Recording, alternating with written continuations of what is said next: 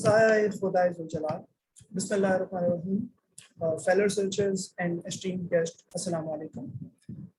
This is Muhammad Abdullah, chairperson and the founder of Nishtar Research Council Students Forum and representative of APPNA Medical Student Committee. I welcome all the worthy audience in this session on behalf of my council with the hope that this session is going to be a huge learning session for you. To see how much diversity do we have here, I would like to all of the audience to drop a message with your name, college name, and your session so that we can see how many people we have here. Before we start, I would like to make clear that in this session, we have a total time of 90 minutes. The first 60 minutes would be a session on research methodology from Dr. Yasar Sattar, and the next 30 minutes will be a question answer session. So if you have any queries, keep them noted, or you can drop them in the research chat box for your members. Please note the audience from Nishtar Medical University that this session is a follow-up to the session we had on campus, but the things about team making and the further about how do we proceed with research on campus will be discussed after vacations. I would like to thank the worthy Vice Chancellor, Nishtar Medical University Multan, who is not here, but who has been supporting us, Professor Dr. MD, Dr. Muhammad Zeshan, who gave us the basic of research, and Professor Dr. Zeshan, who is organizing the session but could not join us.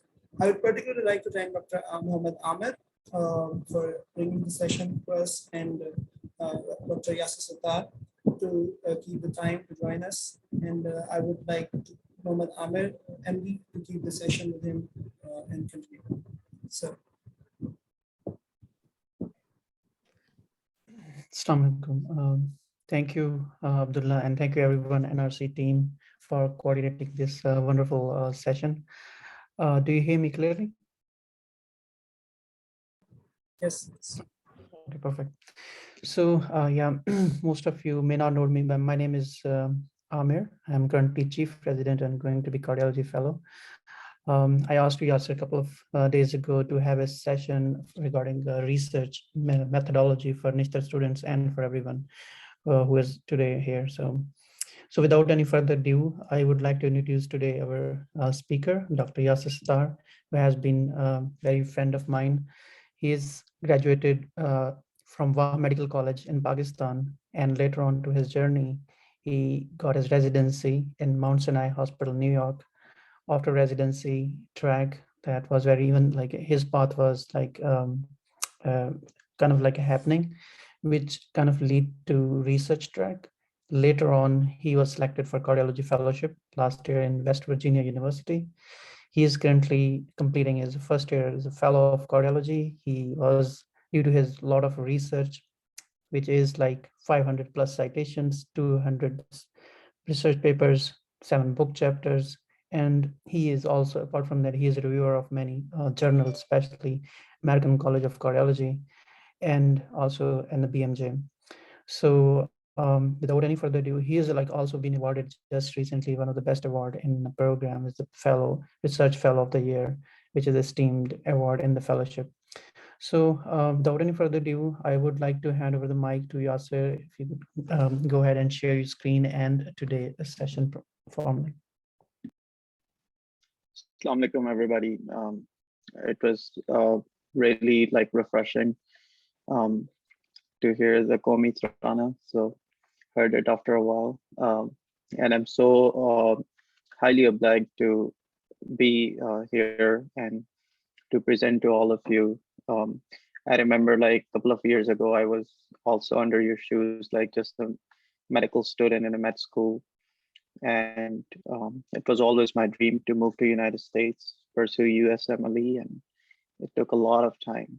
And when I started research, unfortunately, I didn't have a lot of mentorship. So I think it's my moral duty to give back to my country in any way I can give, whether it's just teaching you the basics of the research or helping you conducting your research or doing your statistical analysis of any projects you have. Recently, a lot of Pakistani doctors approached me because of the synopsis and FCPS training. I think research is emerging in Pakistan, which is something nice to see. especially in Pakistan medical setup. So as Amir have pretty much mentioned everything about me, I was fortunate to be a friend of him, and he's always there. So, and thank you, Abdullah, for arranging everything, and especially thanks to the Research Council of Nishtar. So I would like to start. So the way as research is a big topic, it's really hard for me to pretty much touch everything in one session. But if you have any questions after today's session, I'm very approachable. So you're happy to have my email, my personal cell phone number, approach me or approach Amir, and we'll be happy to help you. So let me share my screen. So the way I arranged this session in terms of the talk will be, I will like to discuss the basics of the research, how to conduct a research. That's the very first step, and how to make the clinical question. What are the different types of research flavors we have, ranging from case reports to case series to the cohort-based studies like retrospective and prospective studies, or going to the next level, the clinical trials. And even in the clinical trials, we have a open label, randomized label. We have different versions of clinical trials.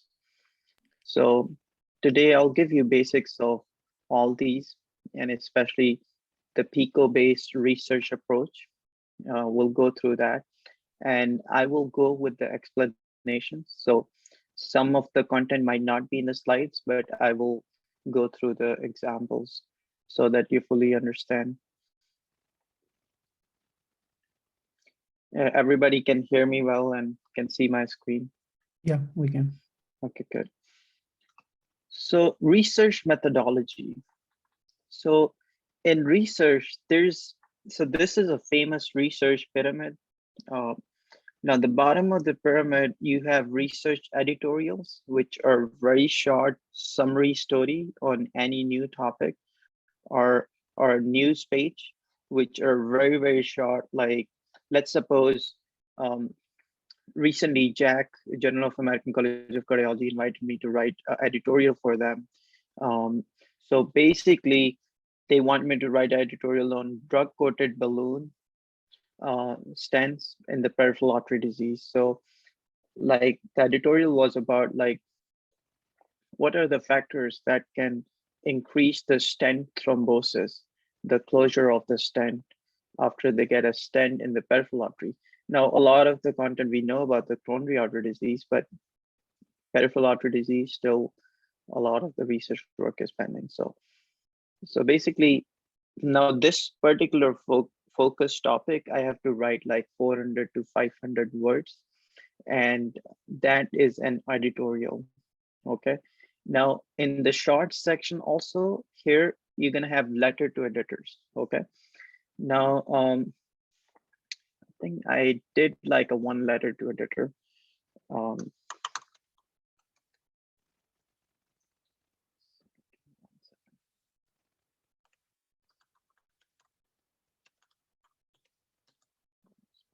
So again, I will go through the examples so that you guys understand. So I think I wrote one letter to editor, but I can show you any example. Give me 1 second.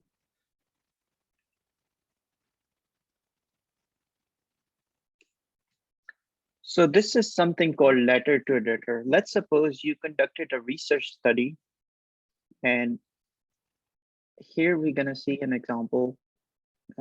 Probably this is the main article. So we're gonna open that.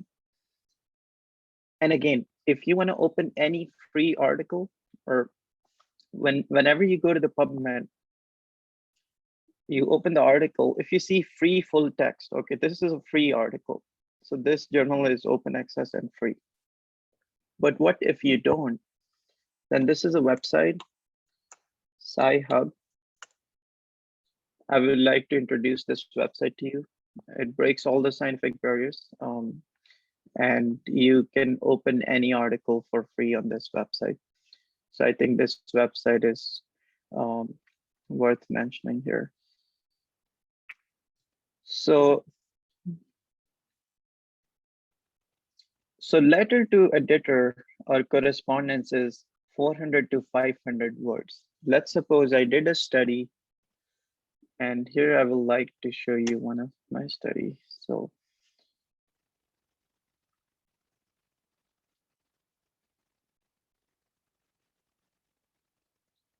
let's suppose you did a study. Here my topic is primary Takotsubo, people who have stress cardiomyopathy, and people who develop stress cardiomyopathy due to secondary factor. Okay, now the primary factor can be just psychological or just like without any secondary factor, while the secondary factors can be due to sepsis, due to pneumonia, due to any other secondary cause. Now, whenever we do research study, we should have a intervention group and a control group. Okay. Now, some of the terms might be new to you. What do I mean by interventional group and a control group?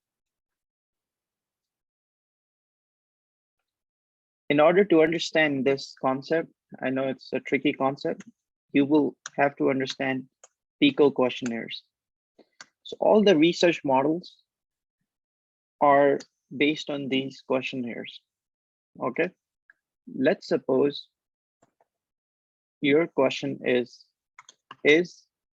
clopidogrel better than aspirin or clopidogrel after drug-eluting stents in coronary artery disease? Okay. Now this simple question. Now what's my P? P is my patient population. P is patient population. So in my research question, what's my patient population? People who had coronary artery disease. Okay. Now you can ask yourself, coronary artery disease is a vague term. Am I taking patients with NSTEMI, STEMI, or unstable angina? So you need to define that. Okay, I'm going to take people with unstable angina, STEMI, and NSTEMI, just acute coronary syndrome. Okay, acute coronary syndrome. I for intervention. Here, what I'm trying to study in my research question, I'm trying to study is clopidogrel, which is a brand name Plavix in US. Is it better than just using? Is it better than using aspirin and clopidogrel? Okay. So my intervention is just Plavix or clopidogrel. My control arm is what? Is aspirin and clopidogrel. So that's what I'm looking for, what I'm comparing between these two. I know my intervention arm, what I want to study, my control arm, what I want to compare it with. Whenever anything new in the market come through the research, you need to have a gold standard or comparison. You can't just say, okay, I found out this stuff and don't have an comparison to it. You know, you need to have a gold standard comparison. Like, for example, when Apple Watches come in the market, you can't just say that Apple Watch showing like a 1 lead EKG is way better than 12 lead EKG. You can't just say that. You have to have a comparison, and 12 lead EKG is your gold standard comparison. So anyways, so O for outcomes. Now outcomes you can divide into the primary versus secondary outcomes. Okay, my primary outcome, I can divide my primary outcome into cardiac mortality, and secondary outcome I can see. Let's suppose I'm looking for AKI due to these medications, or bleeding due to these medications, or stent thrombosis due to these medications, or all-cause mortality, whatever I'm studying. So this is that's how you organize your research question. Okay. Now coming back to the types of research. So bottom of the pyramid, you have editorials, you have letter to editors / correspondence. Now, I did this study and I showed the result that clopidogrel is better than aspirin and clopidogrel in terms of cardiac mortality. Okay.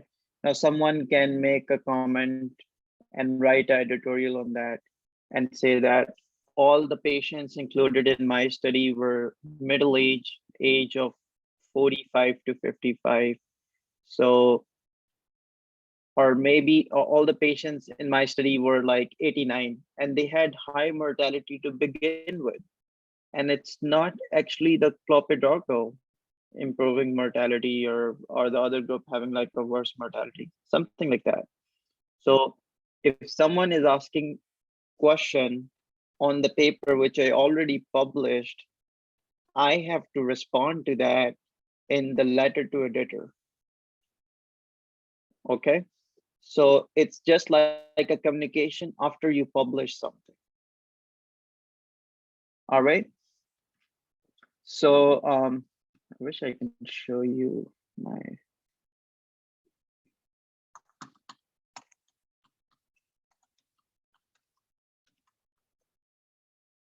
So we have done one letter to editor, so I think it's really important. Okay, here. So this I was reading up a paper in International Journal of Cardiology in Heart and Vasculature. This is the original paper. So I want you to read this paper and then read over. So this paper states that, look at the conclusion. In conclusion, 30-day adverse events rate were low in those with the stable, low level, high sensitivity troponin elevation who ruled out MI and were discharged. So in this study, bottom line, they took people who had a chest pain and mildly elevated high sensitivity troponin. And then they actually talked about people who have coronary heart disease.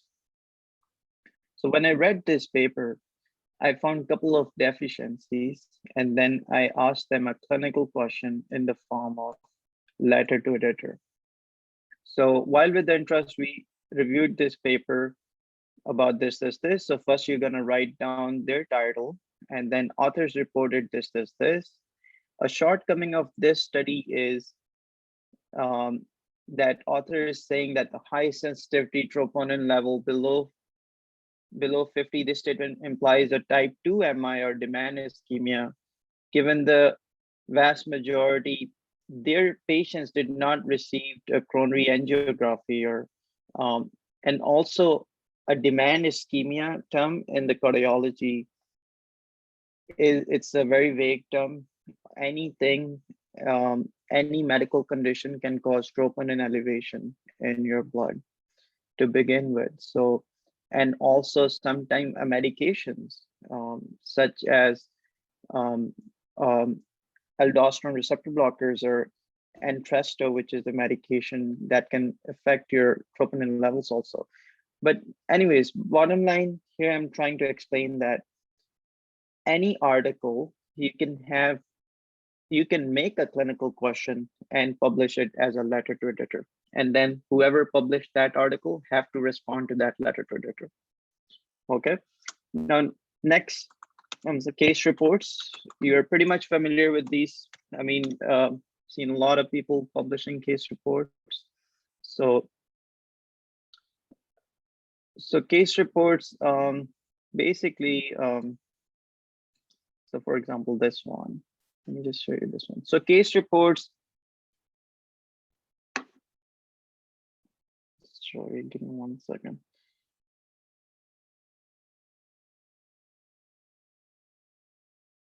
Okay, so I will try to update you about the case reports. Basically, in the case reports, you have introduction, which is very short introduction, like 200 words or 300 words.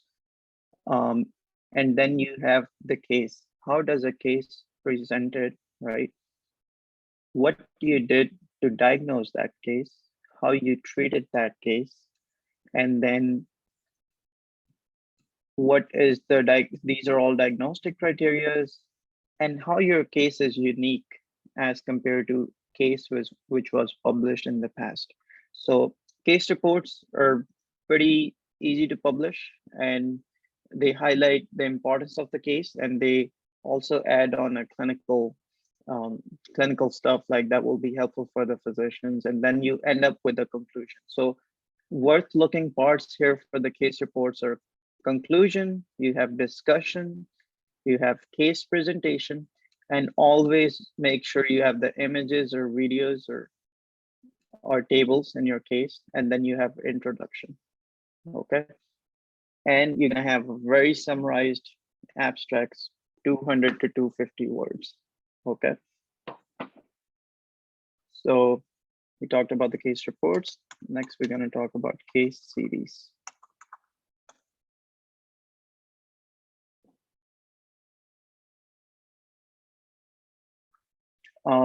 I will also explain things in Urdu also.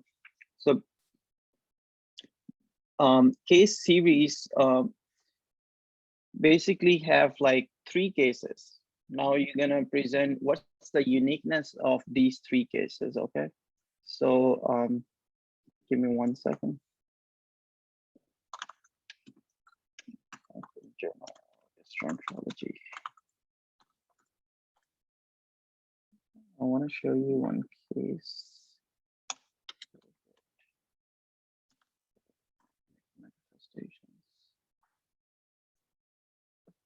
Okay, this was my case series.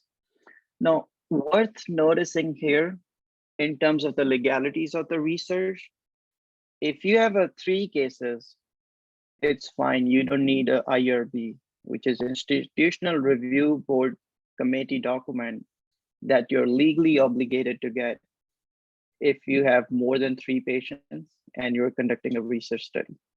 Okay, so here I took only 3 cases of COVID with colonic manifestations. So here I'm writing case number 1. How does that case presented? Then I'm writing case number 2, how that one was presented, and case number 3. And then I'm having like a very short discussion. Now, some journals don't need the headings, but the pattern of the writing is the same. Okay. So, and then I have very short like conclusion.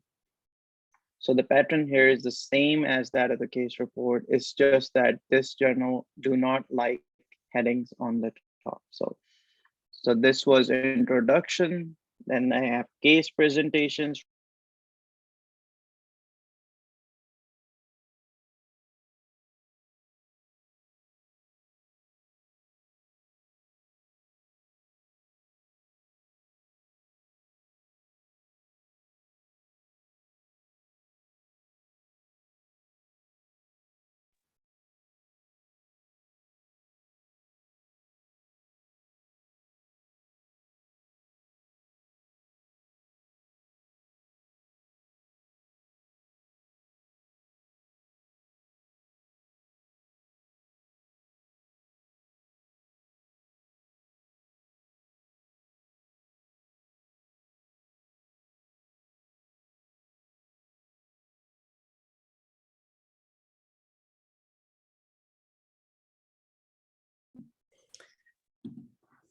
Sorry, everyone. I think there is a little bit of glitch. So Yasser will be joining shortly. I think Yasser, you're muted. Okay. Yes, sorry for interruption. So I don't know my internet. Can you guys hear me? Yeah, the screen needs to be shared, I think. Okay, sure. All right, how about now? Yep. Okay. Yes. Amir, can you just make sure recording is on, because this will be very helpful for everybody. Yeah, It's it recording is. is on. Okay, good. All right, so basically till now we talked about letter to editors, we talked about the conference letters, and we talked about case reports and case series. And again, the more you're gonna read how other people are writing, the more you will gonna understand how to write your own case reports. That's the best strategy I can teach you in the research world. When I started research, like I used to read a lot and understand how authors are writing. For example, when I read introduction, I noticed that the first line of the introduction is sometimes a definition of that article title, or sometimes it's just the prevalence of that condition. And then the authors are writing, after the prevalence, they're writing the most common presentation, and then they're writing diagnosis in literally one line. And then they're saying in one line that why we are writing this case.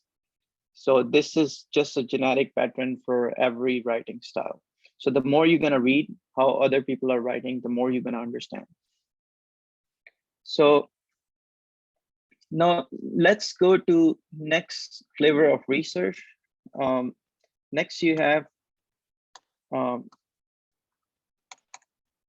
you can have you can have cohort based studies, okay? Now here you can have prospective, retrospective.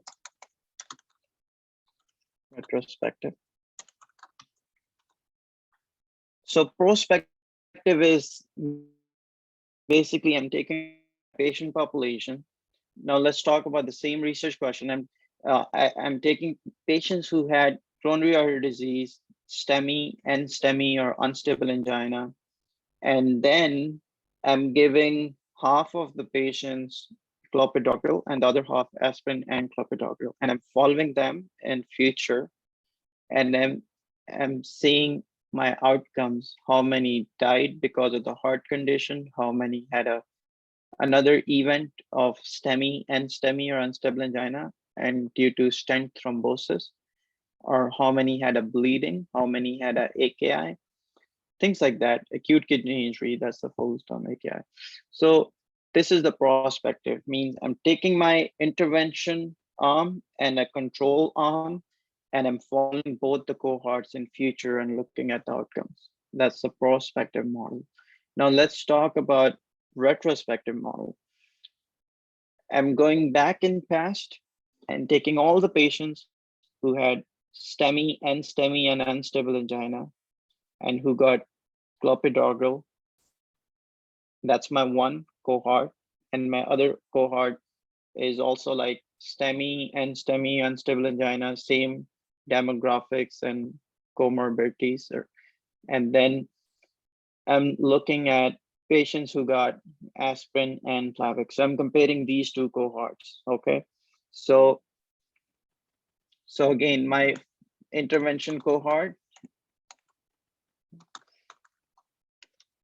is what? So people who had this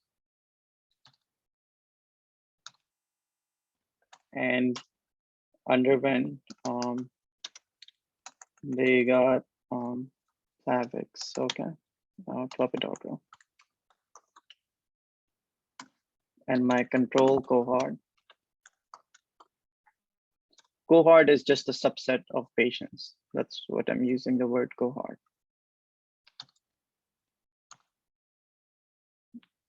So aspirin plus clopidogrel. I'm gonna bold this for you. So okay, and I'm comparing outcomes. Okay. So this is the same model. Even if you read the clinical trials, they use the same PICO format model. So you need to understand this model. Okay. So So here I want to show you one of my other studies. So this is a retrospective study. So I would like to show you the abstract here. So I took the patients who have Takotsubo or stress-induced cardiomyopathy. Okay. Then I took people who had primary versus secondary Takotsubo. My intervention arm is primary Takotsubo, which means there's no secondary cause of stress-induced cardiomyopathy. Secondary causes can be, like I said earlier, pneumonia, COPD, blah, blah, blah.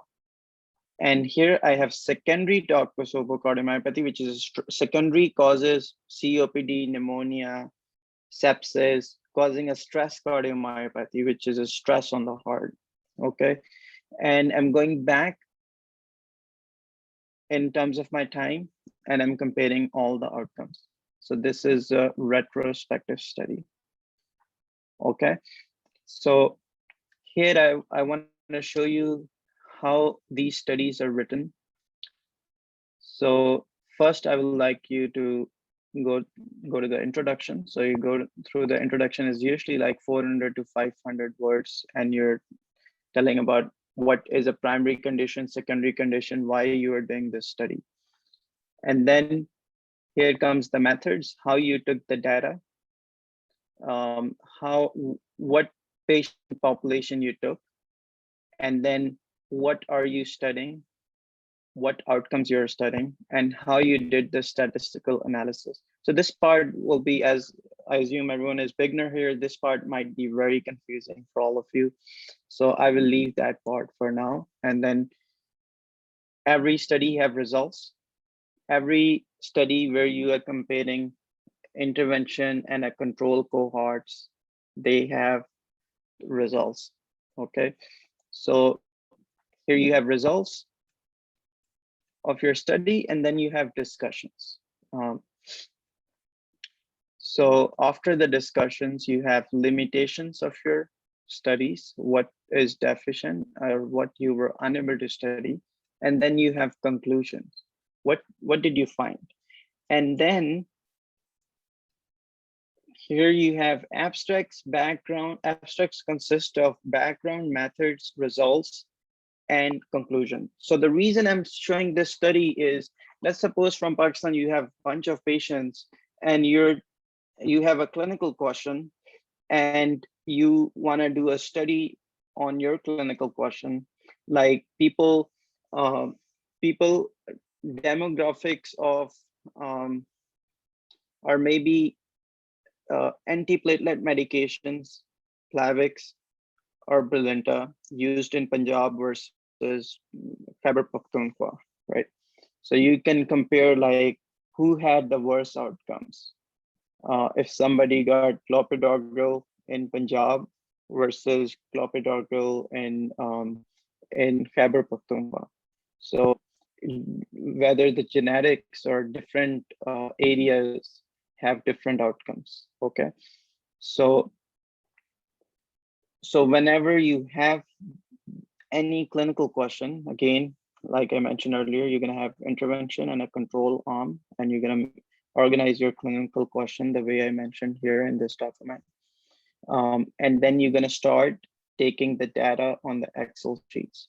Now, later on, I'm more than happy to go through you how we take the data and organize it in the Excel sheets so that statistician can do the stats on this and send it to you, and you can write the results and write your research papers. Okay, so it seems hard. It's actually not that hard once you understand what you're doing. So it's very important for you to go through the papers and read it and have like an understanding before you conduct your own studies. So in Pakistan especially, you can do like retrospective, prospective studies very easily. You just have to make sure you get the data. So Next, flavors of research.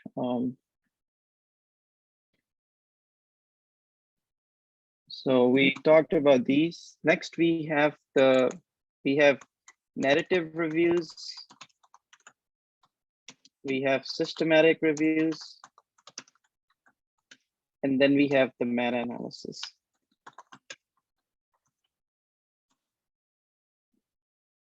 So now let's talk about the narrative reviews in the beginning. What is a narrative review? Narrative review is basically it's just a review paper, a summary paper which you're writing on any condition. Okay. Now I think I wrote a narrative review on Taco. So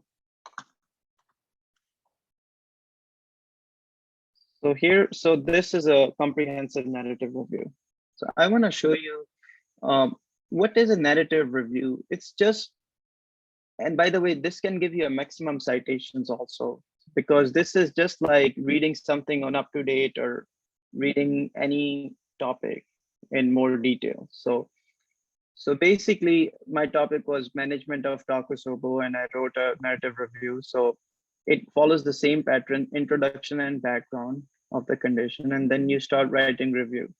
How you conducted your literature search on the PubMed, Medline, Cochrane. Now these are all databases. Whenever you publish any research paper, your research paper is indexed in these databases, and that's how you're able to find it out. Okay. Now how to do the search of these databases, I have a bunch of videos, which I'm happy to send it to you guys. And at the end of my slides, I do have very helpful links. So here we conducted the search strategy, and then we started writing the paper basically. And here, this diagram explains how I selected articles and why I selected that many articles. So then I started writing review. So what's the diagnosis, how we make diagnosis of this condition, what imaging modalities we use for this condition, and then how we manage this condition. And then in the management, I showed the general management of complications due to this condition. And then, so here I'm talking about heart failure due to stress cardiomyopathy, or anyone who developed clot, how you treat that clot, and then a short conclusion. So these are like, it's very easy to write, and I think you guys should focus on narrative reviews also, as it builds your writing skills. And also it's just like when you're reading something, and if you're writing it, it will give you a better understanding. So I think this is something very, very helpful to do. So systematic reviews, they're almost same as narrative reviews. So in narrative review, you just write a review. You don't do the systematic search. If you do full systematic search, like the way I did, this will be more considered as a systematic review rather than a narrative review. Okay. The only difference between these two is in narrative review, you can do like a systematic search strategy, and you don't follow. So there's a guidelines called Prisma guidelines, and I want to show you here. It's the full term is preferred reporting of systematic reviews and meta-analysis. So in these guidelines, you just have to follow their pattern, how to write up, and that's basically the systematic review. And let me just go through that. So till now we talked about letter to editors, conferences, case reports, case series. We talked about retrospective and prospective studies. We are talking about meta-analysis and systematic review. So let's just go through PICO questionnaire model. So again, so here my research question is different, like outcomes of radial artery puncture through distal versus traditional. I know this must be a complex topic for you, but so I won't use that example here, but it's the same. Then I'm doing a search strategy. I will send you helpful videos for that because I know at this point will be too complex for you to. So, but the bottom line is whatever my research question is, I'm searching those research words on a databases, which includes PubMed, Cochrane, and Embase or Google Scholar.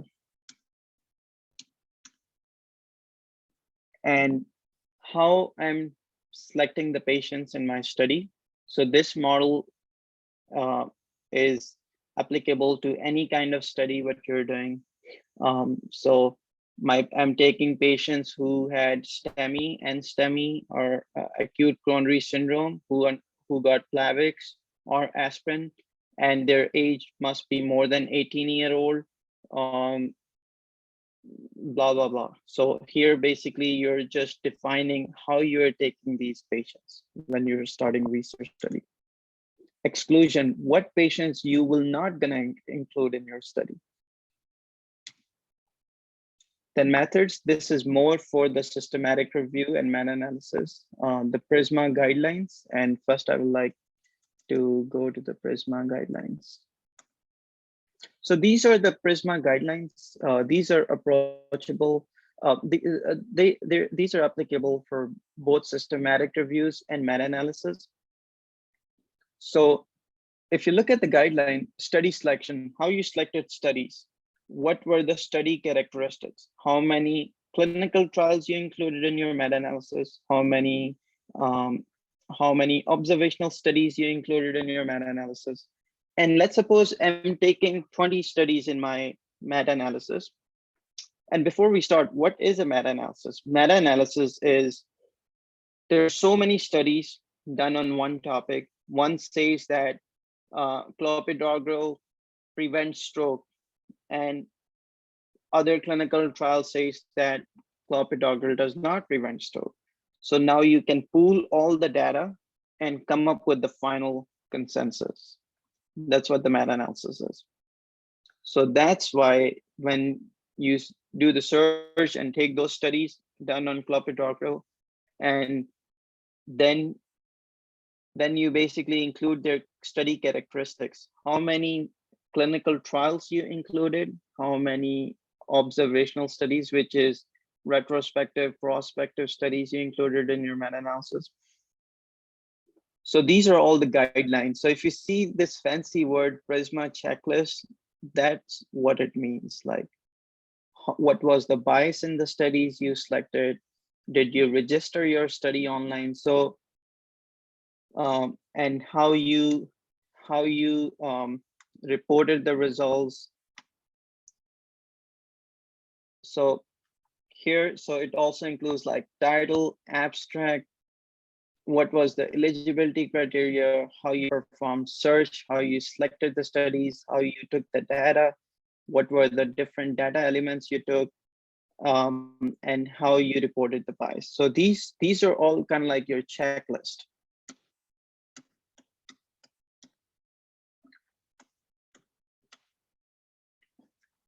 So this is a diagram which you might gonna see in a couple of articles. This diagram is called PRISMA diagram. So I want you to have a basic understanding of this diagram. It basically just shows what databases I searched and how many articles I found on each database on my research question. How many articles were the total? How many were duplicates? After removing the duplicates, how many articles are left? And then whatever my clinical question was, how many articles have the data on my clinical question? And then I did the analysis of those many studies. Now, in order to do the analysis, the stats analysis, it's obviously it's something you will understand with the time and will take you a while, but I want to have a basic understanding of this forest plots. I think as a physician, it's very, very important to have the basic understanding of the forest plots. So Let me see. I think I can use the same. Give me 1 second. Okay. Now let's go back to the example which I used earlier. So remember, I talked about the primary stress cardiomyopathy and secondary stress cardiomyopathy. This is the forest plot. The moment you look at the forest plot, you look at the x-axis and the y-axis. What are we studying here? So we are studying these outcomes: major adverse cardiovascular events, myocardial infarction, stroke, heart failure. So this middle line is, it falls at 1, which means there is no difference. Okay. And these lines on the forest plot, this end corresponds to your upper confidence interval. This corresponds to your lower confidence interval. This corresponds to metric what you're studying. So here I'm studying odds ratios. So this is my odds ratio for this outcome.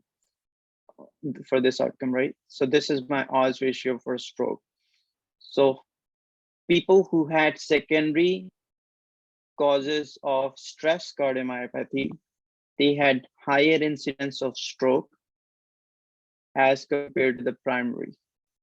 Now, is this statistically significant? Means my p-value less than 0.05?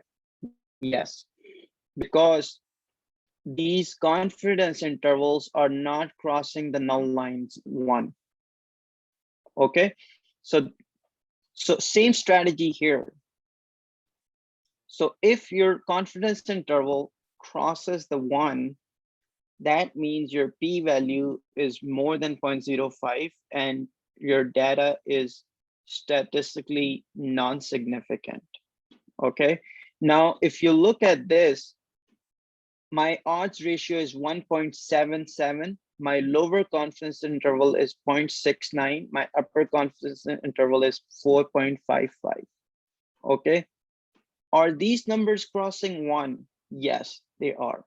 Because once you go from 0.69 to 4.55, you're going to cross 1, right? So that's why this diamond shape is hitting the null line, which is at 1.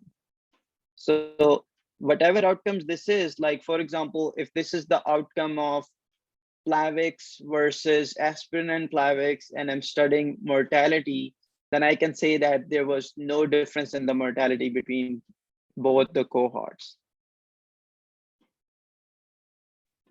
So it is very, very important for you to have a basic understanding of how to look at the forest plots. I know this, a lot of people will gonna have questions on that, and I'm more than happy to explain that. So again, so let me show you another study, and I just want to show you forest plots on the study. Okay, let's suppose this forest plot. Let's suppose I'm studying outcome cardiovascular mortality, but you can read it also what I'm studying here. So my B is cardiac mortality. Okay, so I'm studying 2 imaging modalities in this study: a CT within your heart blood vessels called OCT, or ultrasound within your heart blood vessels. And I'm seeing which one is better, which one can tell you about the atherosclerosis. Okay. So here, or which one can prevent heart mortality, okay, death due to heart. And here, my odds, what I'm studying risk ratio this time. My risk ratio is 0.97. My lower confidence interval is 0.27. My upper is 3.46. Is it cross 1? Yes, it is. That's why my p-value is more than 0.05. Now, even if I don't write the p-value in this image, I don't have to. Okay, so here, what's my understanding? A CT or ultrasound within the blood vessels of your heart have no difference on the death due to the heart condition. So you can pick either of the mortality. when you put a stent in the patients. So let's suppose I want to show you something. So here you can see like every outcome, whatever I'm studying is non-significant. There's no difference. So if you read my conclusions of this study, I know people have questions. We're gonna have Q&A session, so you're more than happy to ask me questions. So here you can see in this meta-analysis, a CT and ultrasound have no difference on the outcomes, on the cardiovascular outcomes. And which cardiovascular outcomes I studied? I studied these cardiovascular outcomes. Okay. So I would like to conclude here. Till now we have, so give me 1 second. So we talked about the meta-analysis and its different portions, different sections. So I want to highlight different sections also. 1 second. So in the meta-analysis, it's a little bit complex for you to understand, but I want to show you the pattern again. Same pattern. You have introduction, you have methods, how you performed a meta-analysis, how you conducted your search strategy, how you selected the studies which you're going to include in your meta-analysis, and what was your inclusion criteria, what was your exclusion criteria, how many studies you did not select it, and why you did not select it, and how you took out the data from those studies, and how you did the statistical analysis. What was the definition of the outcomes which you studied? Okay, my stroke definition might be different from my colleague's stroke definition. I might include TIA also, or my TIA definition might be different. So you want to explain this. The reason, or here you might gonna say, okay, TIA definition is unique. Like if you have reversible neurologic deficits within like 24 hours, that's TIA. Okay, so what I'm trying to say is TIA and a follow-up. Am I looking at the TIA within the hospital or TIA in 1 week? That's what I'm talking about. So that's why it's important for me to define about the outcomes, what I'm studying. So then I'm writing the results.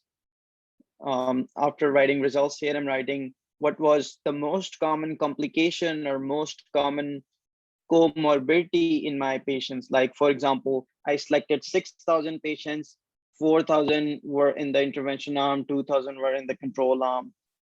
Both of them have most common comorbidity as hypertension. So hypertension was most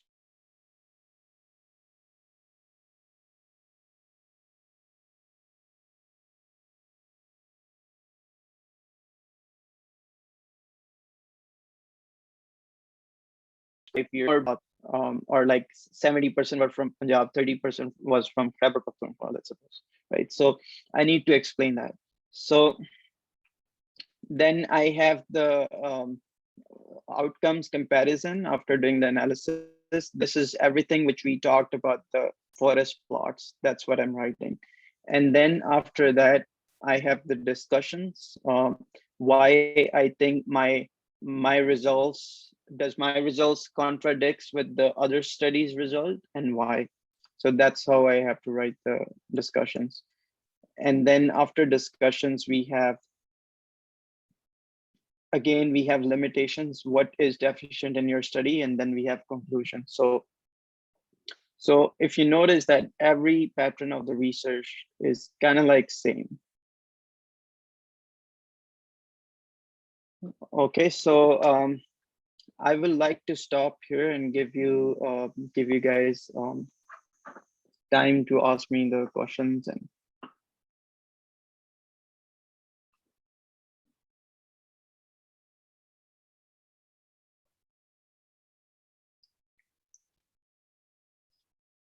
Amir, are you there?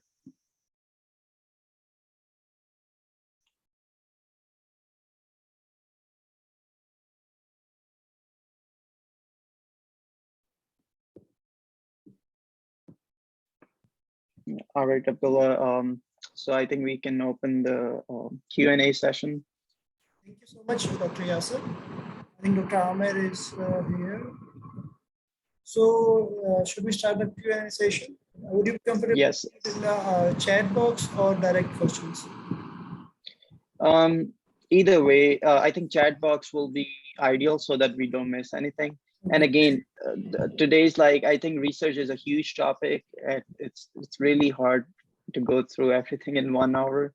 But again, you're more than happy to approach me on a WhatsApp or email, or approach Amir. Thank you so much. This was very elaborative. I mean, if it gave us the basic idea, and obviously research is a very vast topic. So I think we are having questions in chat box now. Okay, the first question is from Samar Sajid, and it is how many team members are required to work on a meta-analysis? Also, are there any free of cost software available for it? Yes, that's a really good question. Yes, so there are free softwares. One of the free software is, let me write down the name. RevMan is a free software, and there's a lot of YouTube videos how to do analysis on RevMan. And if in coming weeks, I'm thinking of making one video for all the students and sharing that also. So this software is free and easy to use, and it just takes a lot of time. I don't usually use that anymore, but when I started research, I used to use this. So how many people? So ideally, I will say 4 to 6 people for meta-analysis, because you need, let's suppose you have 2,000 studies to read their titles and abstracts, and you need to find out whether they match with your clinical question or not. You need people. You can't do it alone. So meta-analysis, the more people, the better, because it will make your work easy. Dr. Amir is back. I would request Dr. Amir to take up the question answer session. Sure. Okay, great. Thank you so much, Yasser, for this excellent talk. I really appreciate giving you your time here. So I'll go over the questions. Everyone just keep the question brief and very simple. And the next question I have from Usama Ali. Question is, do we need to have any prior qualification to write and publish a meta-analysis or systemic review? You mean prior experience or degree, or? Yeah, I mean, yes, and the comment is prior qualification. So the answer is no. You don't need any prior qualification. Do you have to be MD? No, you don't have to be MD. Even I've seen medical students doing meta-analysis. All you need to have a basic understanding. And I recommend first, or when you do first 2-3 meta-analysis, have a mentor. So who can supervise everything, and who can, once you do 1 or 2 projects with a mentor, you're gonna have pretty good understanding. So the answer is you can do it you're alone also, but just make sure you don't do any mistakes. And that will come with the practice. Great. Next question is from Ahmed Usman. If I'm understanding this correctly, he mentions, quote, you told about your clinical research. What about psychological? I mean, I'm not sure what he's trying to say. I think he's asking so about psychological. About how we can take up the psychological studies if we are in undergrad level or we don't have much resources. I get it, psychological. So sorry, Yasser, to interrupt. I think at Nishtar and many other medical school, a lot of people from community medicine, they try to do research in psychology, like stress and medical student is one of the favorite topics. So I think that's the question on that. So I think what I'm understanding is psychological research, either psychology topics, psychiatric topics, or either you're doing questionnaire-based research. So in Pakistan, especially when I was medical student, I did a questionnaire-based research, where you make 15 questions and you give it to people, they answer those questions, you take that data and then you do analysis of that one. So you can do that. You just want to make sure your questions are, so let's suppose, causes of suicide in medical students, that's our question. you need to ask like, now if my questions doesn't have a family history, then it's useless questions, because the thing is like a family or genetics have a role in the suicide, right?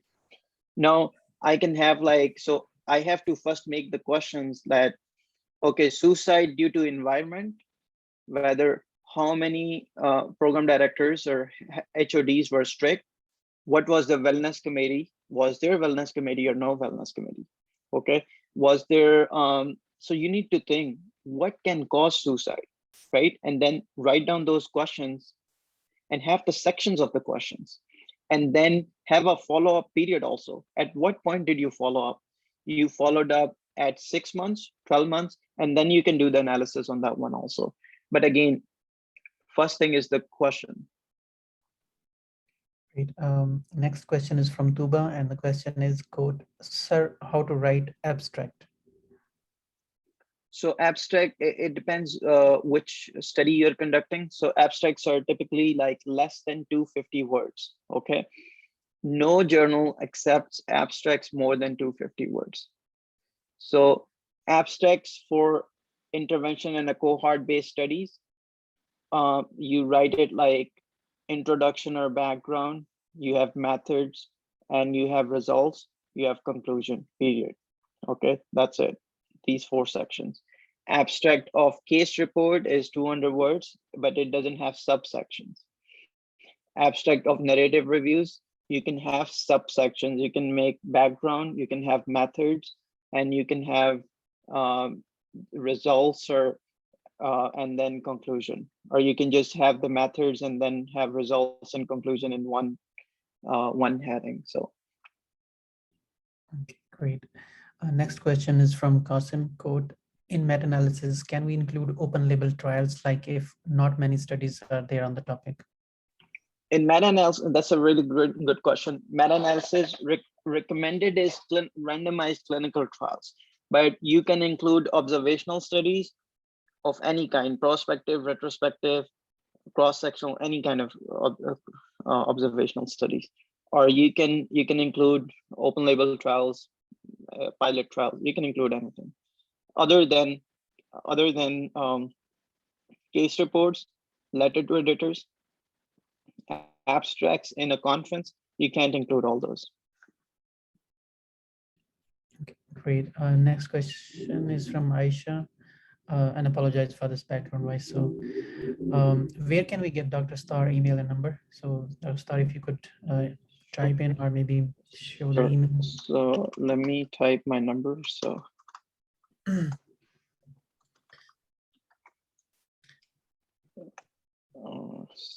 oh, sorry, I think I sent to Shazade. So I'm gonna send to everybody. So everyone in the meeting. So let me.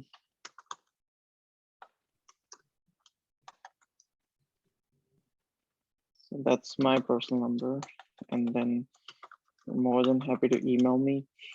I'm more approachable by phone, but if I don't respond because I'm in the hospital and I'm starting at a different hospital this Monday, so, but feel free to leave a message and have to respond.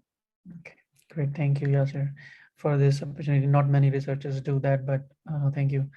Next question from Umema. Is the editorial similar as abstract, or what's the difference between? Editorial is different. Editorial is basically you're allowed to have more words, and it's like a full article, but you're writing only 500 or 600 words. So it's like a narrative review, but a really summarized narrative review. Okay. Great. I think we have 23 minutes left in this assigned session, so I have 24 questions lined up. Next from Fatima, quote, "Can you elaborate how to select the topic for meta-analysis? Cochrane use?" I will say, so a couple of things here. I can teach you one trick maybe. Let's suppose you're doing a study, let's suppose tachycardiomyopathy. Okay, let's just do this. And I'm glad like somebody asked me this question. So Okay, I want to remove filters. Or I can just say from 99.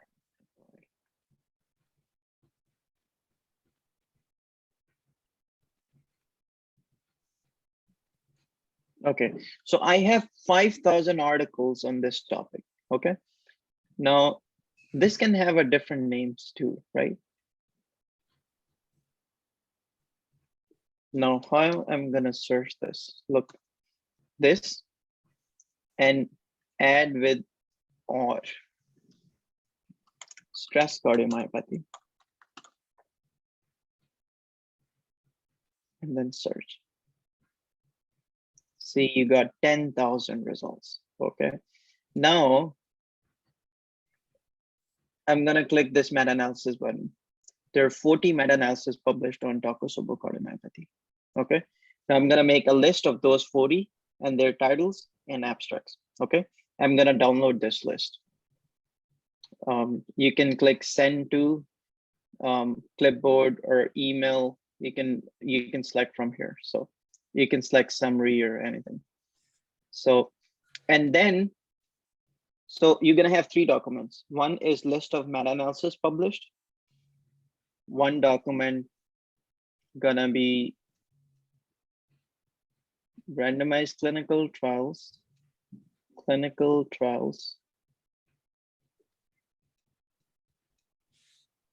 Okay, I'm just giving you this as an example. Here you can select like observational studies also by going through filters.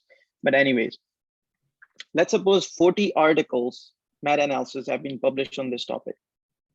There's like 174 observational studies and clinical trials. Okay, does that make sense? Once you go through the list of this observational studies and clinical trials, you found 3 or 4 articles with, like, for example, pulmonary hypertension and Takotsubo cardiomyopathy. There were 4 observational studies and clinical trials on this topic, but there was no meta-analysis published when you went through the meta-analysis list. Can you do study on this? Yes, you can do study on this. That's the smartest way to find a topic. Great. That's a great example. I like it. Yes, sir. Thank you. Next question from Ahmed Hassan. No, not the question. Next question is from Tanzila. Quote, sometime when searching a particular topic, either on Google Scholar or PubMed especially, questionnaire, they want us to buy their article. What do you do then? I think. So yeah, Sci-Hub. So remember, so Sci-Hub. So I think we can post it in the chat also. Okay. Next question, from Shahzeb, question, if we want to improve our methodology and data extraction, what sources should we rely on to learn? Data extraction, I will say, like, just approach me. I think I can arrange one of the session for data extraction, because a lot of people have asked me, and I think this is something you won't be, it will take your time to figure out. So great. Next question from Rao Code, will this count as a retrospective cohort study or quantitative descriptive study? He is proposing is frequency of CT chest done before cardiac surgery at a government hospital of Multan. So what's the question? Frequency of CT? Yeah, so they're asking about which type of study would that count as, like retrospective cohort study or quantitative descriptive study? So it will be more descriptive study, because you're just looking at the frequencies. It's just like a questionnaire based study. So, but you can't just say that, okay, that many people got CT. You have to see why they got CT, and you have to include the risk factors. Someone might be getting CT because of pulmonary embolism, because they need a CT, or someone might be getting CT because it's just shortness of breath, right? So I will say, make your question more streamlined and have like more meaningful, like, what does, like, always think that my clinical question, does this make sense or not? Or what else I can study on this? Great. Next question from Rida. Quote, as a beginner, which type of research should we start our first research with? I think that's a good question. That's a really good question. I love it. I think the first, let me tell you how I did. I first started with case reports. Case reports help you how to write. They help you to think about those topics and how to search. So I think start with writing case reports and then go to narrative review and then go to other types of research. Don't go straight to the cohort-based research. Great. I have 31 more questions and 17 minutes left. If the questions are left unanswered, then we'll try to make a group and answer there. But I'll just try to cover in the next 17 minutes. So next question from Hamraz, quote, at undergraduate level, which type of research domains are suitable, especially at second year level? Well, I mean, I would like to add here just one thing that I really want to emphasize, that I know many people, even from first year, they started doing research, which when I'm saying research, they were starting doing meta-analysis. And right now they have like more than 100, 200 citations. So this is how it works if you really start from first year. First year and second year are one of the best year to start the research, because I mean, that's my understanding and that's how I've seen it. I mean, Yasser can add more. Yeah, start it as soon as possible. There's no like age limit. There's no like professional limit. Like, you know, you're in the first year of medical school. Let me tell you, I have one of the student. He's a American medical grad. He started research with us when he was in first year of med school here, and he have 70 or 80 research papers, and now he's starting residency. So he's like really good applicant. He got like a lot of interviews when he applied for match. So try to do all kind of research, like, you know, letter to editors, which are the easy ones. Remember I showed you letter to editors. So those are the easiest one to publish. Okay, case reports, and then meta-analysis. Work with the teams. There's a lot of teams. Like I have team, and then once you work with some team, you get the understanding, and then you make up your own teams. So yeah, and also on that line, I would like to also emphasize that publish in a really good journal instead of like any low-level journal. Many people I have seen at the recent meeting in ACC, American College of Cardiology, people from Pakistan, they just traveled over here just because their poster was accepted, like in meta-analysis. exactly, yeah. So you remember Dr. Yeah. Like all that one. Yeah. So from Karachi were like presenting over here, like really Exactly. it was amazing. So we need to do this more often. So I think we need to have people from Pakistan come here for American College of Cardiology and American Heart Association meeting and build the name of Pakistan institutes. That's my ultimate goal. And I think we have a lot of potential. And I think all the unfortunate thing is nobody mentors juniors, like, because people get busy. Yeah. They want to, but like as a professional, like in cardiology, I have super busy schedule.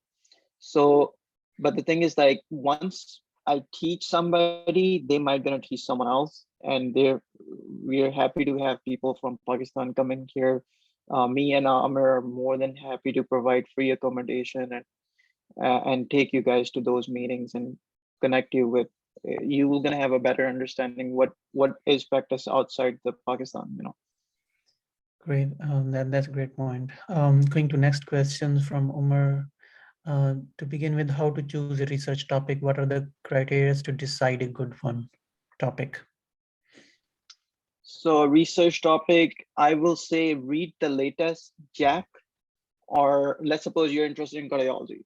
So read the latest JACC issues or American Heart Association website, journals. So the more you're gonna read, the more you're gonna find out what's the hot topic nowadays. Okay, there's a lot of free resources. For example, there's a free resource in cardiology. I'm not sure whether you guys know or not. So tctmd.com. Okay. So you go to this website, conferences. Okay, you're gonna find a lot of free stuff here, slides, heart failure, structural coronary artery disease, imaging fellowship. You're gonna see so much here. So there's still a lot of free content online, but again, somebody asked me like if that website Sci-Hub, sometimes they don't have all the articles. So approach to your colleagues who have library access from US, and they're happy to send you the full articles, and then you can read. So Okay, great. Next question is from Oppo A16 is when paper will be published, then there's a name of every person of the team, or this will be published on the name of only the head of the team? So I think everyone should be there, whoever contributed. Like, you know, if you contribute and someone is not giving an authorship, don't work with them. They're just, it's not ethical, and you're not there for scut work for other people. Like whoever works with me, I give them authorship. And then the question is like, everyone loves to be first author, but obviously it depends how much they worked. Next question from Osama Quote, are there any standards when writing a questionnaire, like for the factors relating to a disease, for example, socioeconomic condition of the subject? How do we know which questions to include in the questionnaire? So, so socioeconomic risk factors, you have to study like what can be the different socioeconomic. And I think before you start any research question, read a narrative review on that, or read it from up to date, or read it from the book. What are the different risk factors? And then develop your question.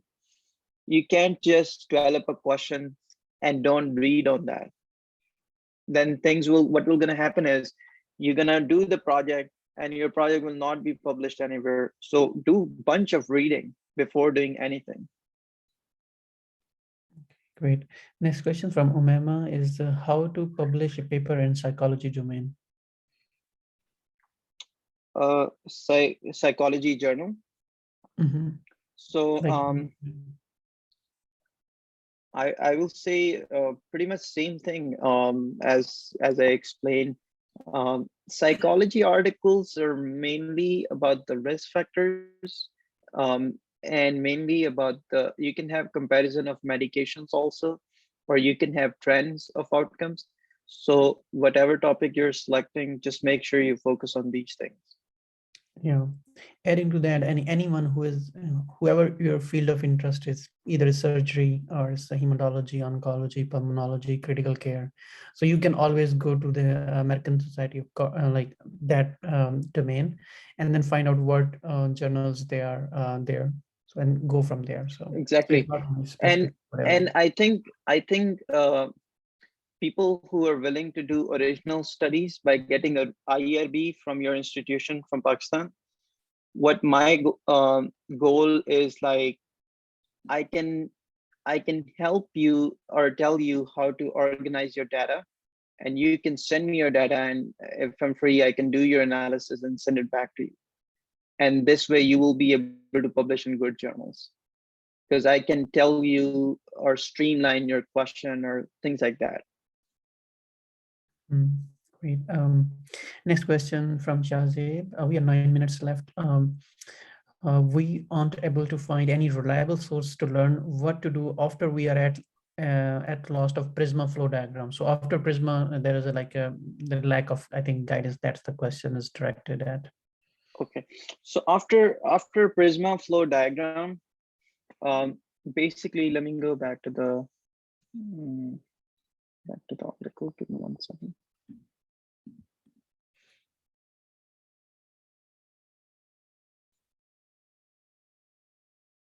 So I want you to read this article of mine, so that you'll understand. So after the Prisma, I want to show you this.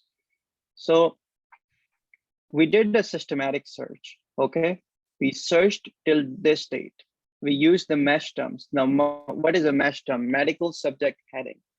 Every topic have a big heading that includes a lot of common words underneath.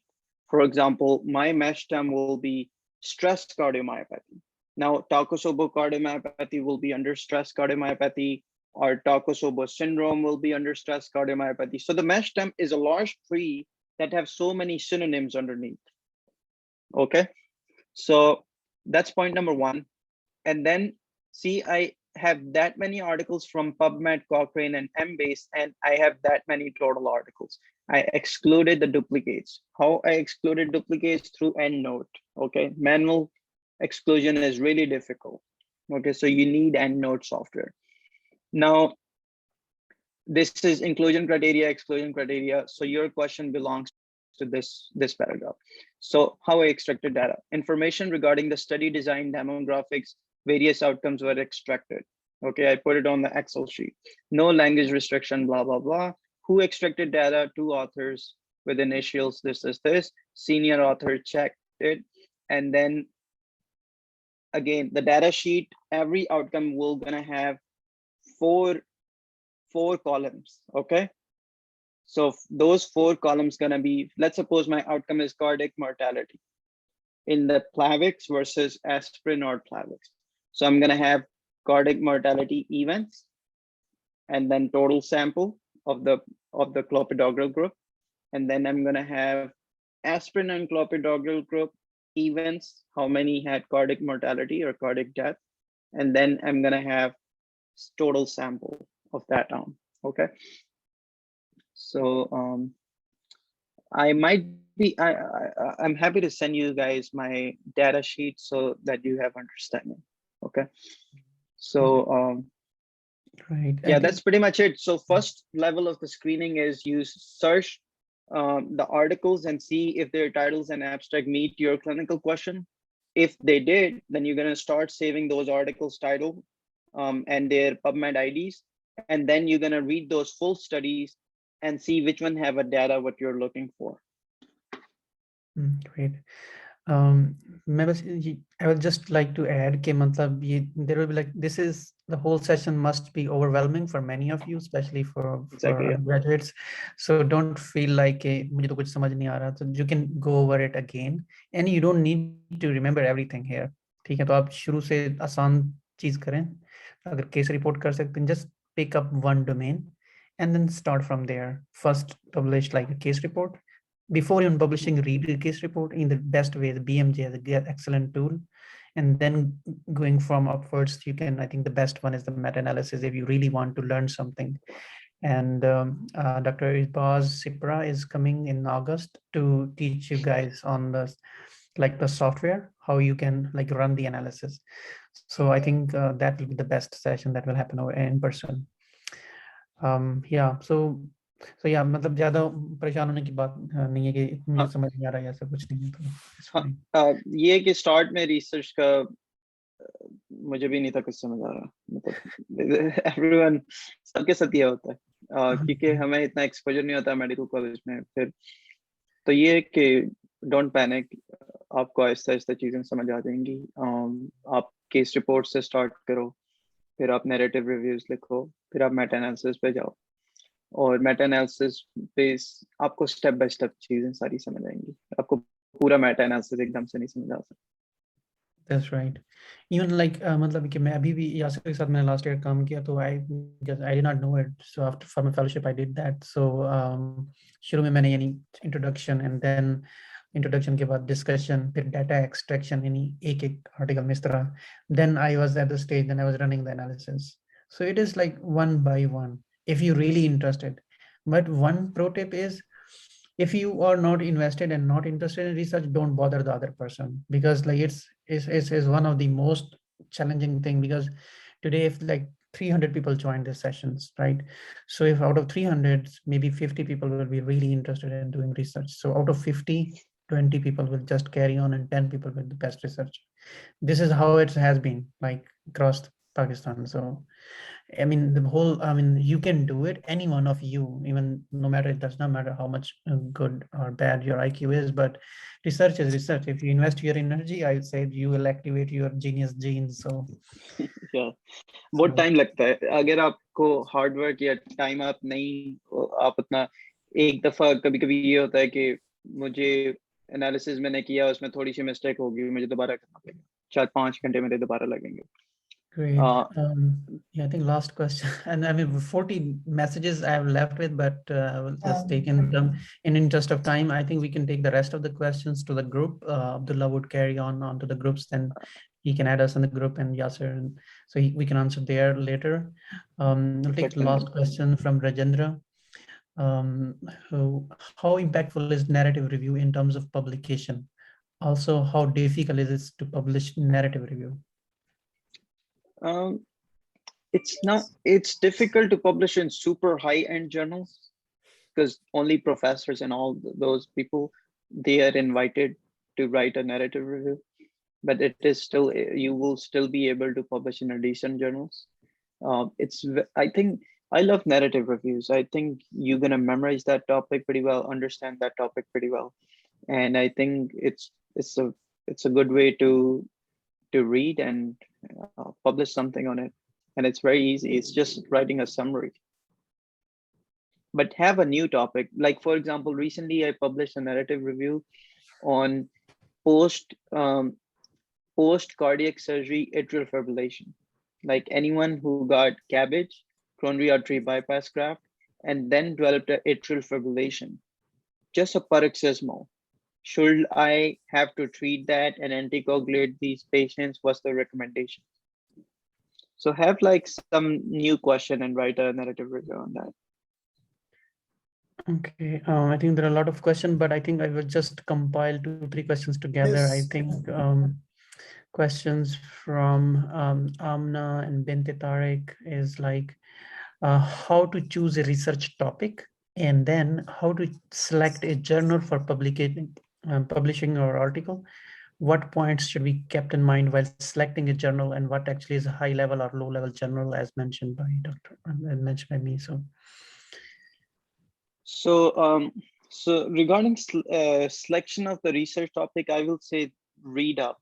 The more you're gonna read up on recent things and journals. So sometimes I just read latest journal issues, and then I come up with the topic, because once you're gonna read journals, you're gonna understand what's the topic of debate nowadays, what's the hot topic nowadays, right? And then you will be able to select that topic, and you can even write a narrative review on that topic. So you need to see what's the topic of debate right now. For example, I can, in Pakistan, right? So you can you can create a really good studies, impact of political stress and political conflict and incidence of stress cardiomyopathy. It's a great question. Half of the people, PMLN, they support Imran Khan.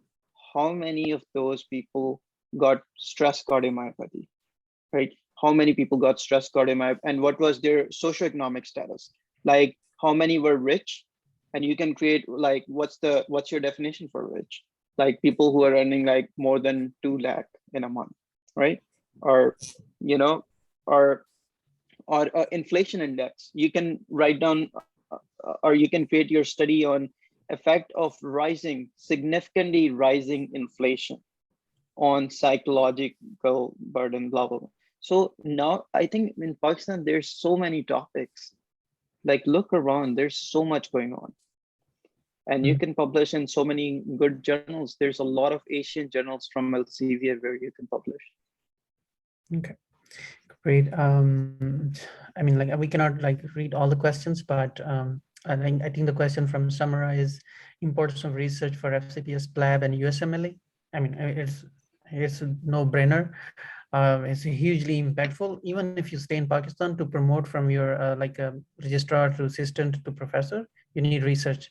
That's where even in Pakistan it's important. Yeah, like one of my family friends started working with me, and he had 20 papers and abstracts in 3 months, and he applied for cardiology, and they shortlisted 50 people, and he was the top one just because of his research. Like, because no one else had research. So I think even in Pakistan, it makes a huge difference because it's demand nowadays. And not a lot of people are doing it, or people are not able to do it because of not a lot of resources available. And then one thing I would like to add on here, please don't pay for research. Don't sell science or don't buy science, okay? Mm. It's don't offer anything.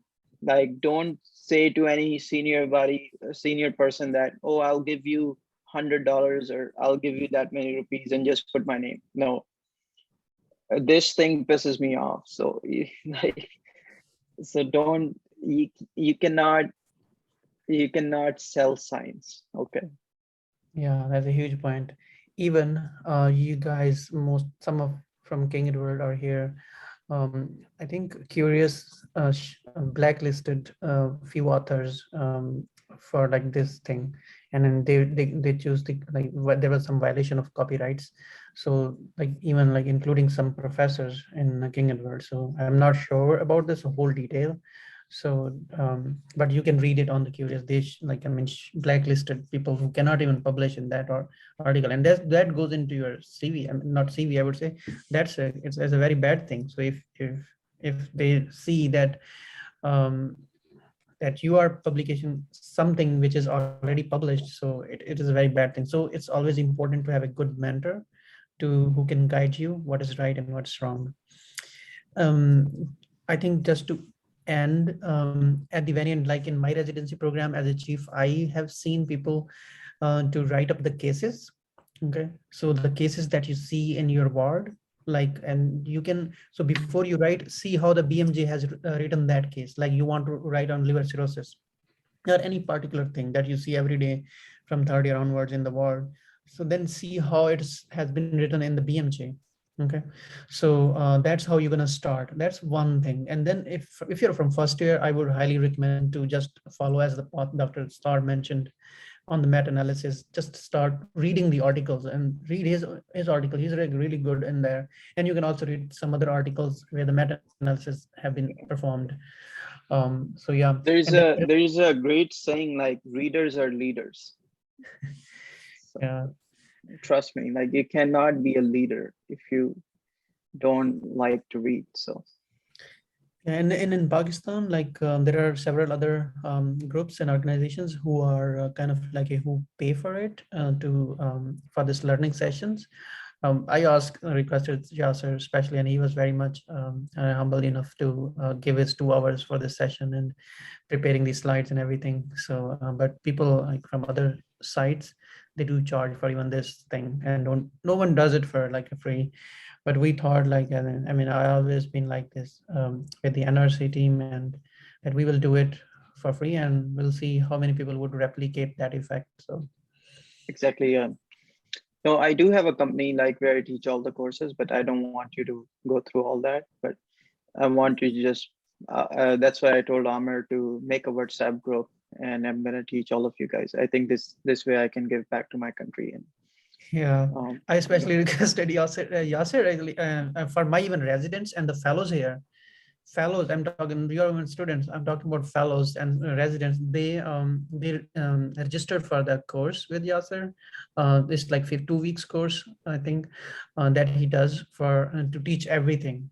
But I requested him because this is my alumni, so I asked him just to Exactly, yeah. just do our best to give them the support what they need. And it's up to you guys. Whoever would like push the boundaries, then he will go or she will go further. Exactly. Otherwise, I mean, I don't have like much of a time to spend there and answer all the questions and everything. I mean, why I should need to do that? Or Yasser? Exactly. So the biggest thing is like, don't ask for work if you will not gonna do it. For example, I'm gonna spend a couple of hours explaining everything, and then you're like, oh, my uncle died, oh, my khala died. Like, you gotta be like, I understand emergencies and all that, but I work every day, no matter what's going on in my personal life. Amir knows, like, recently we had a American Heart Association and a TCT meeting. We submitted 39 abstracts in 3 days from the scratch. We worked really, really hard those 3-4 days. Like all of my group knows, So we work every day. So make your habit that you have to work. There's no shortcut. Okay, all right. I think with that being said, I would like to again thank you, Yasser, for giving his time, especially and explaining so much in detail. I hope this would be helpful for this audience. And thanks to the NRC team, Abdullah, and everyone in the team that was coordinating this session. We'll make a follow-up group. I think Abdullah will make it, and we'll add only interested people who are really genuine. I will leave this up to him, how he would like to moderate that. But we will be available on PRN basis, which mean, I mean, you don't expect the answer immediately, but whenever we have time, we just reply it, and we'll share the source of any research related. And I don't expect that we will be answering, like, because we were busy in so many commitments and everything else, but it's just the making purpose of that group is just to share anything that could be helpful for you guys. So Thank you so much, Dr. Amir and Dr. Yasir, for giving us your time and all the efforts you're putting for us. And obviously, the people who have shown interest will make a separate group for a new people there. And this was a huge collaborative thing. And an important question, I don't know, I think it is missed with how can we reach out to teams who are doing the meta-analysis? As an answer. So I will say, like, I mean, I'm more than happy to mentor. We can make some teams and keep the work going. Again, like, so create one group and add everybody in that one. And then from those groups, we're gonna make subgroups. And I wanna have one person who will be watching how much work is done and will be reporting to me, because it's really hard. I love to help, but it's really hard for me to approach every person to ask them, hey, how much work is done? And I need someone who can just keep a track of everything and update me. yeah, that's really, I mean, I cannot emphasize this enough, because, like, you know, like, no one like takes the responsibility of this. So if we are like a fellow, one of the toughest job in the United States, being as a cardiology fellow. So we don't have much time of time tracking and responding to individual questions like so frequently, because this group will be only one thing. We have so many other things and parts to do. So if we make a subgroup and we assign something and you are in that group, so make sure that you are doing what you said initially. Otherwise, I mean, we respect if you, it's very respectable. If someone wants to leave, that's very respectable. It's completely fine.